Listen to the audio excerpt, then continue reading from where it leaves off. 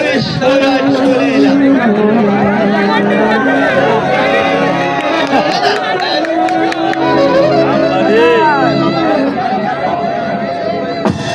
থাক ভাই থাক। দাদা, এই দাদা, ইনি বুঝি ইনি? হ্যাঁ ভাই, তোর ভাবি। মেম্বার কেমন হয়েছে? ধরো আগে আমি প্রণামটা সেরে নিই।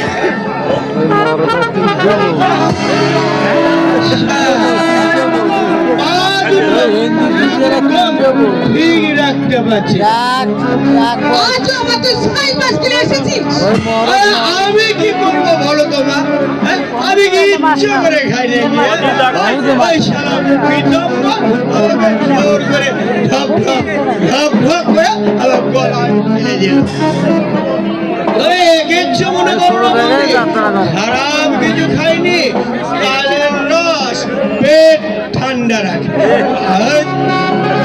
একটু মাত্রা বেশি হয়ে গেছে তো তাই বেতাল দেখছো। লজ্জা করে না তোর? 10খানা গায়ের লোক তোর দাদাকে সম্মান করে, তার ভাই হয়ে তুই এসব ছাই কাজ ফেলে বেড়াচ্ছিস।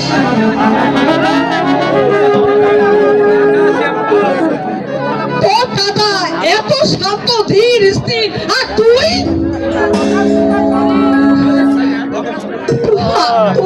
তুই যে এমন কাজ করবে আগে জানলে তোকে আত্মর ঘর আমি নুন খাইয়ে মারতাম। কেন কেন তোর জন্যে আমাকে মানুষের কাছে মাথা নত করতে হচ্ছে? নাম এমনি ভাবে ডুবাবি জানলে আমি তোকে মেরেই ফেলতাম হতভাগা। ঠিক আছে ঠিক আছে, কোনদিন আমি যদি ভুল করে মা ভুল করে নতুন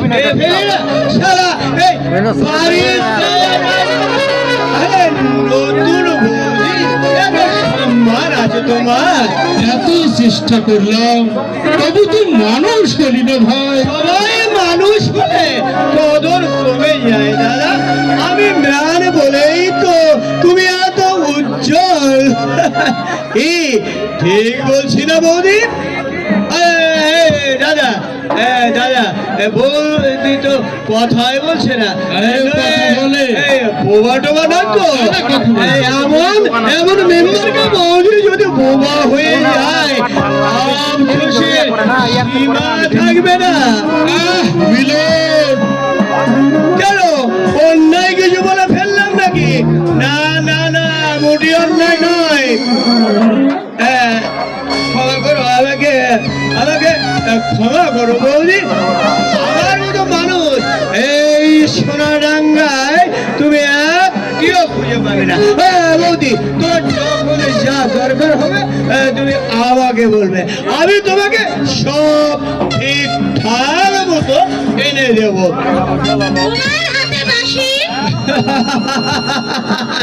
বাসি, তবে আমি ওই কেষ্ট নই, অনুজ লক্ষণ।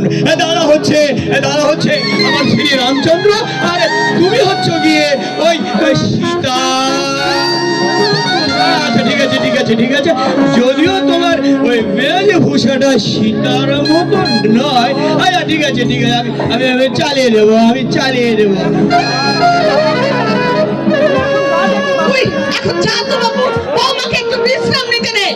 কেন ওরা আলতু ফালতু কিছু বলে ফেললাম নাকি?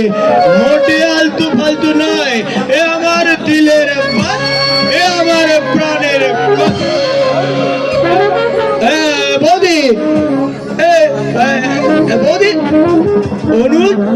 অনুজ লক্ষণের ওপর তুমি তো কোনো রাগ করোনি বৌদি? দেখলে দেখলে দেখলে মা কেমন আমার বৌদি আমার উপর একদম রাগ করেনি। বৌদি বৌদি বৌদি তুমি তুমি একটিবার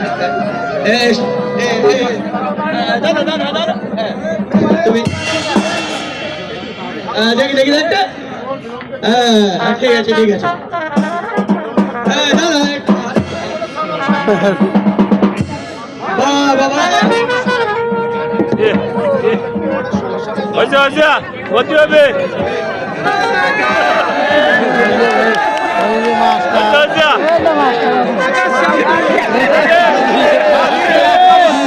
করতে হবে